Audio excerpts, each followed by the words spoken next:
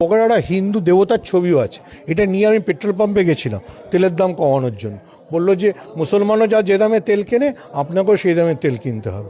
এটা নিয়ে আমি গেছিলাম যে যদি সারের সময় আমার একটু সুবিধা হয়। আমার কোনো সুবিধা হয়নি। তাহলে ভারতবর্ষের সংবিধানে কোথায় হিন্দু আর মুসলমানকে আলাদা করা হয়েছে? ওনারা হিন্দুদের জন্য কতজনকে চাকরি দিয়েছে? ওখানে একটা হিন্দু দেবতার ছবিও আছে। এটা নিয়ে আমি পেট্রোল পাম্পে গেছিলাম তেলের দাম কমানোর জন্য।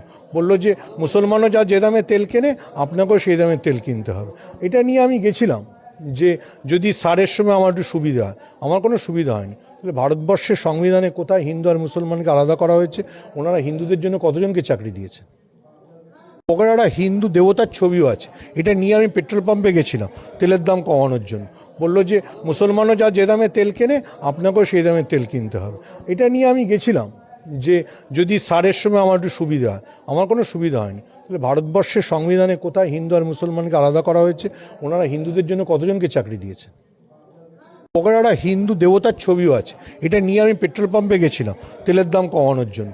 বললো যে মুসলমানও যে দামে তেল কেনে আপনাকেও সেই দামে তেল কিনতে হবে। এটা নিয়ে আমি গেছিলাম যে যদি সারের সময় আমার একটু সুবিধা হয়। আমার কোনো সুবিধা হয়নি। তাহলে ভারতবর্ষের সংবিধানে কোথায় হিন্দু আর মুসলমানকে আলাদা করা হয়েছে? ওনারা হিন্দুদের জন্য কতজনকে চাকরি দিয়েছে? ওখানে একটা হিন্দু দেবতার ছবিও আছে। এটা নিয়ে আমি পেট্রোল পাম্পে গেছিলাম তেলের দাম কমানোর জন্য। বললো যে মুসলমানও যে দামে তেল কেনে আপনাকেও সেই দামে তেল কিনতে হবে। এটা নিয়ে আমি গেছিলাম যে যদি সারের সময় আমার একটু সুবিধা হয়। আমার কোনো সুবিধা হয়নি। তাহলে ভারতবর্ষের সংবিধানে কোথায় হিন্দু আর মুসলমান